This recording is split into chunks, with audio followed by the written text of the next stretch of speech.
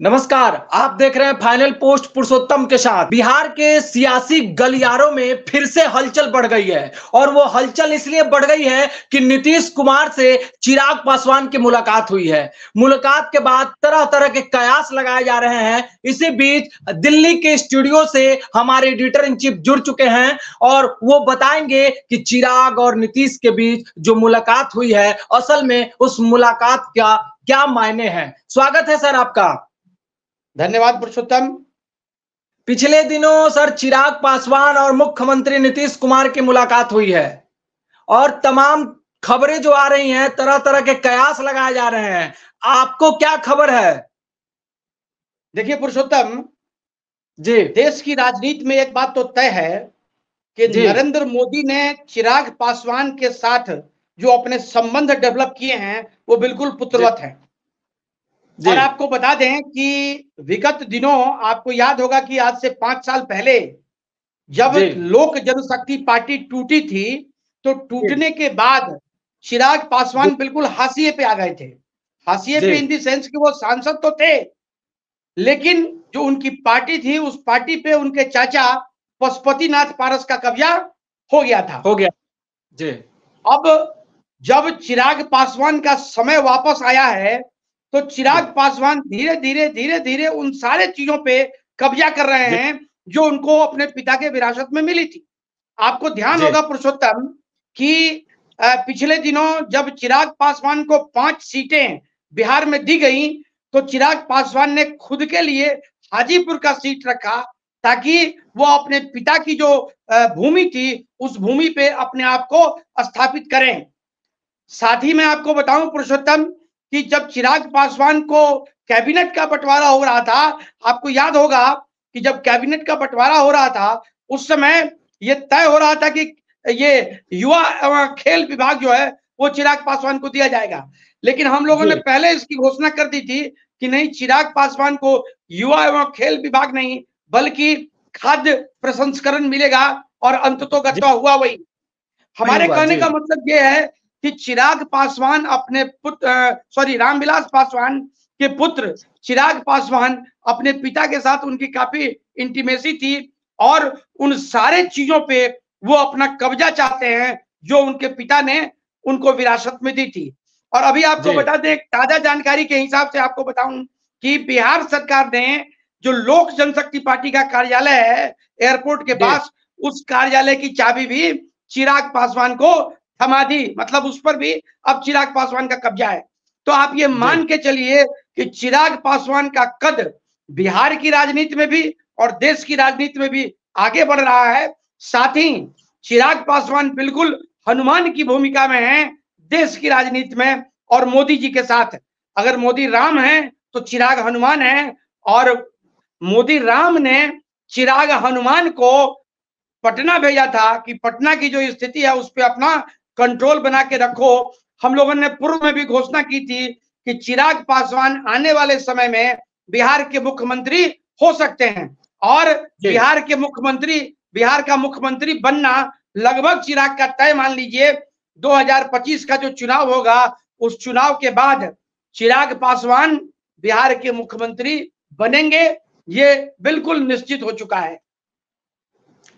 तो चिराग पासवान की जो नीतीश कुमार के साथ में मुलाकात हुई है, उस मुलाकात के बहुत सारे मतलब निकल करके सामने आ रहे हैं। आखिर बात क्या कुछ हुई? देखिए पुरुषोत्तम, मैं आपको बताऊं, नीतीश जी के साथ आप ये समझिए कि चिराग पासवान जो आए थे मुख्यमंत्री से मिलने, वो चिराग पासवान नहीं आए थे, वो मोदी के दूत बन के आए थे। और उनके साथ आप ये देखिए कि अभी चूंकि कोर्ट में मामला चल रहा है, जो लोक जनशक्ति पार्टी का कार्यालय था उस कार्यालय की चर्चा अभी कोर्ट में चल रही है। उस पे केस हुआ है और कोर्ट ने अभी तय नहीं किया है वो किसको दिया जाएगा। बावजूद इसके सरकार ने वो जो बंगला था वो बंगला आवंटित कर दिया चिराग पासवान को। तो चिराग पासवान अपने आप को मोदी का प्रतिनिधि बना के पटना आए थे। बहुत तरह की राजनीतिक घटनाक्रम जो है उस घटनाक्रम पे भी चर्चा इनसे हुई और जो इनका लोक जनशक्ति पार्टी का जो कार्यालय था उस कार्यालय की भी चर्चा हुई और अंततोगत्वा नीतीश जी ने चाबी इनको सौंप दी। तो आप ये मान के चलिए कि भारतीय जनता पार्टी के पास चूंकि कुछ कोई इतना मजबूत चेहरा आज की तारीख में नहीं है जो बिहार की राजनीति में अपने आप को एक कद्दावर नेता के तौर पे स्थापित कर सके। और मोदी जी चिराग पासवान को इस रूप में देखते हैं कि चिराग हमारा ही अंग है और चिराग को हम बिहार की गद्दी आने वाले समय में सौंपने वाले हैं। इसलिए मोदी ने अपनी ताकत के साथ चिराग पासवान को यहाँ दिल्ली पटना भेजा था। तो अगले जो आगामी विधानसभा का चुनाव है उसमें चिराग पासवान और नीतीश कुमार एक साथ फिर से दिख सकते हैं। पिछले विधानसभा चुनाव में ऐसा कुछ नहीं हुआ था। देखिए, पिछले विधानसभा चुनाव में नीतीश जी की बार्गेनिंग से तंग आके चिराग पासवान के माध्यम से भारतीय जनता पार्टी ने इनको सजने का काम किया था और अल्टीमेटली वो स्थिति देखने को भी मिली। नीतीश कुमार का कद अचानक जो 80-85 एमएलए का हुआ करता था वो घट के 40-45 एमएलए पे सिमट गया। तो अब नीतीश जी को भी ये लगता है कि भारतीय जनता पार्टी के साथ चिराग का जो गठबंधन है वही गठबंधन बिहार में एनडीए की जो सरकार है उस सरकार को जिंदा रख सकती है। तो इस वजह से चिराग आए थे और 2025 के चुनाव में चिराग की भूमिका बहुत ही महत्वपूर्ण रहेगी और चिराग, नीतीश, बीजेपी सभी एक साथ मिलकर चुनाव लड़ेंगे और लड़के एनडीए की सरकार बनाएंगे। मतलब इस बार ये माना जा सकता है कि एनडीए गठबंधन में सब कुछ ठीक चल रहा है।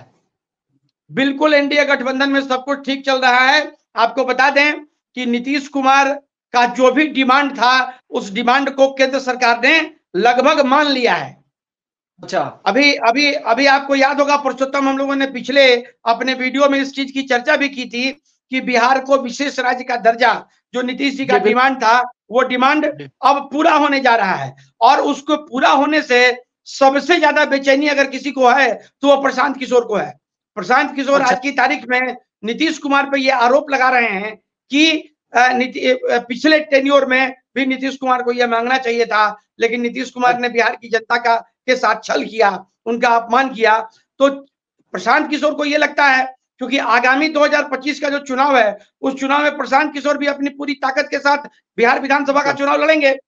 तो ये लगता है प्रशांत किशोर को कि यदि मोदी ने बिहार को विशेष राज्य का दर्जा दे दिया तो वैसी स्थिति में नीतीश कुमार से पार पाना या एनडीए से पार पाना हमारे लिए संभव नहीं हो पाएगा।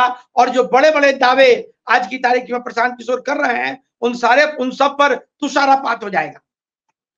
नीतीश कुमार, आप बार बार बोलते हैं सर कि विजनरी नेता हैं और उनको इस बार डैमेज करने के लिए कोई ऐसा बड़ा चेहरा नहीं दिख रहा है। पिछले बार तो चिराग पासवान थे लेकिन इस बार प्रशांत किशोर नीतीश कुमार को डैमेज कर सकते हैं। तो क्या प्रशांत किशोर भाजपा की बी टीम बनकर के काम करेंगे नीतीश कुमार को डैमेज करने के लिए?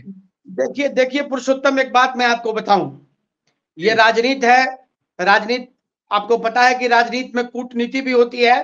बेसिकली ये जो घटनाक्रम अभी सामने आ रहे हैं इस घटनाक्रम के बारे में प्रशांत किशोर ने कभी आइडिया नहीं लगाया होगा।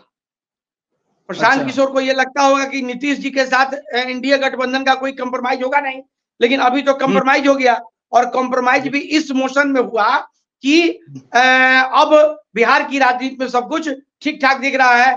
नीतीश जी को चूंकि केंद्र में कमजोर मंत्रालय मिला, इसकी वजह से बिहार में जो भी उनका डिमांड है उस सारे डिमांड को मानने का आश्वासन दिया गया है मोदी के द्वारा। और एक बात बिल्कुल तय मान लीजिए कि जिस तरीके से 2005 से 2010 के बीच में बिहार की जो राजनीति थी, बिहार में जो डेवलपमेंट था वो डेवलपमेंट बहुत ही बेहतर तरीके से हुआ, वैसा समय एक बार फिर से बिहार के लिए आ रहा है।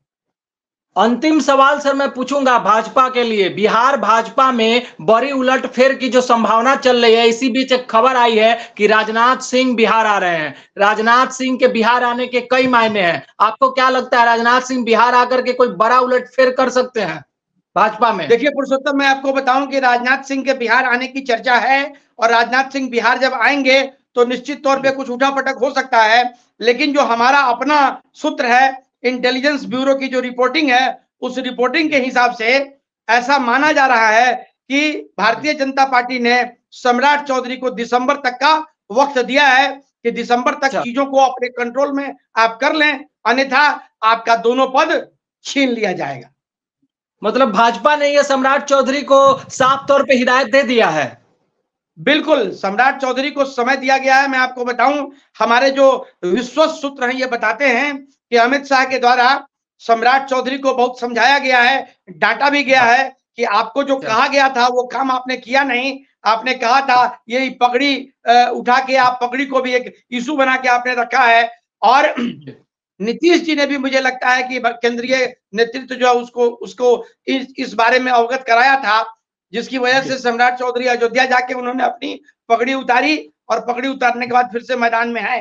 तो अब देखिए पुरुषोत्तम, हम लोगों ने पहले भी आपको बताया है, चर्चा हम लोगों ने की थी कि जो कद सम्राट चौधरी का था वो कद इस लोकसभा चुनाव के बाद घटा है, क्योंकि कुशवाहा वोटों को साधने में सम्राट सफल नहीं हुए जी, नाकामयाब हो गए। तो अब देखिए चीजें आने वाले समय में समय के गर्भ में है, उस पर चर्चा हम लोग करेंगे।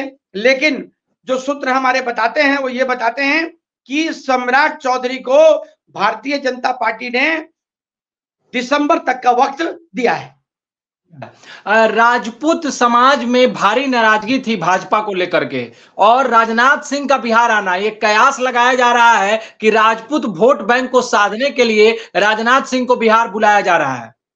देखिए, राजपूत वोट बैंक को साधने की तैयारी बीजेपी कर चुका है, और आरा के जो सांसद थे, मंत्री थे, आर के सिंह राज्यसभा जा रहे हैं, और राज्यसभा जाने के बाद उनको मंत्रालय भी दिया जाएगा। राजपूत बिरादरी की जो नाराजगी है वो नाराजगी स्वतः समाप्त हो जाएगी। दर्शक ये जानकर काफी खुश होंगे कि क्या कुछ बिहार के पॉलिटिक्स में चल रहा है। आप दिल्ली से बैठ करके इन सभी चीजों की जानकारी दी, बहुत बहुत धन्यवाद सर आपका। धन्यवाद पुरुषोत्तम। तो आपने देखा कि बिहार पॉलिटिक्स में क्या कुछ चल रहा है। हमारे एडिटर इन चीफ दिल्ली से बैठ करके सब कुछ बता रहे थे। तो बने रहिए हमारे साथ, देखते रहिए फाइनल पोस्ट। बहुत बहुत धन्यवाद।